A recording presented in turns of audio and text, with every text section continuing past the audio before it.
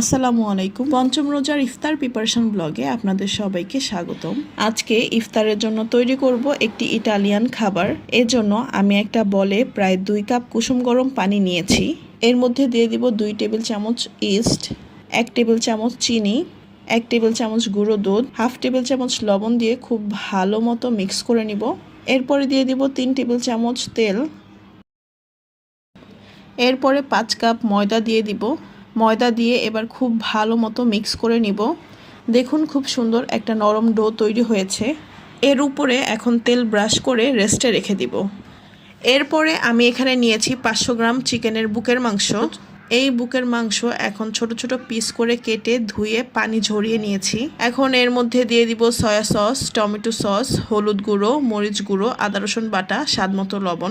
চিকেনটাকে এখন খুব সুন্দরভাবে ম্যারিনেট করে নিব। এরপরে চুলায় একটা প্যান বসিয়ে ঘি দিয়ে দিব। তারপরে দিয়ে দিব চিকেনগুলো, দিয়ে খুব সুন্দরভাবে ভেজে নিব। এই তো চিকেনগুলো খুব ভালো মতো ভেজে নিয়েছি। সাথে ক্যাপসিকাম, টমেটো, পেঁয়াজ জুলিয়ান কাট করে নিয়েছি। আরও নিয়েছি সসেজ আর কাঁচামরিচ।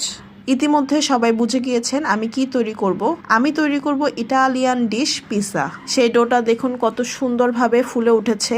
এটাকে এখন ভালো মতো মথে নিব যাতে ডোটা একদম মসৃণ আর ইলাস্টিসিটি তৈরি হয়।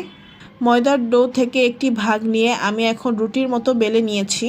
প্রায় 12 ইঞ্চি সাইজের একটি রুটি বেলে নিয়েছি। এবার পিৎজা ট্রের ওপর হালকা তেল ব্রাশ করে নিয়েছি। এরপরে দিয়ে দিব 12 ইঞ্চি সাইজের বেলে রাখা রুটিটা। কাঁটা চামচ দিয়ে ছোট ছোট ফুটো করেছি যাতে বেক করার সময় ফুলে না যায়। তারপরে টমেটো সস ও বারবিকিউ সস দিয়ে বেসের ওপর সমানভাবে ছড়িয়ে দিয়েছি। এরপরে ছড়িয়ে দিব মোজারেলা চিজ। তারপরে দিয়ে দিব জুলিয়ান কাট করে কেটে রাখা টমেটো, ক্যাপসিকাম। এরপরে দিয়ে দিব ভেজে রাখা চিকেনগুলো। এরপরে দিয়ে দিব ভেজে রাখা সসেসগুলো। এরপরে দিয়ে দিব পেঁয়াজ, কাঁচামরিচ আর অরিগ্যানো। এই তো পিৎজাটা বেক করার জন্য রেডি। আমি সবসময় চুলায় পিৎজা বেক করি আর এটা একদম রেস্টুরেন্টের মতো হয়। চুলায় একটি হাঁড়ি বসিয়েছি প্রিহিট করার জন্য। 10 মিনিট প্রিহিট করার পর স্ট্যান্ড বসিয়ে আমি এখন পিৎজার ট্রেটা দিয়ে দিব। পিৎজার ট্রেটা রেখে ঢাকনা দিয়ে ঢেকে মিডিয়াম আঁচে প্রায় 20 মিনিট বেক করব। 20 মিনিট পর দেখুন পিৎজাটা কত সুন্দর হয়েছে। চিজগুলো কত সুন্দরভাবে গলে গিয়েছে। নরম ক্রাস্ট সহ একদম পারফেক্ট রেস্টুরেন্ট স্টাইলে পিৎজা তৈরি হয়ে গেছে। আমি আজকে মোট 5টা পিৎজা বানিয়েছি।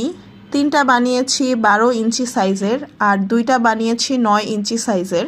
আপনারা আমার রেসিপি ফলো করে পিৎজা বানালে আপনাদের পিৎজাও একদম রেস্টুরেন্টের মতো হবে।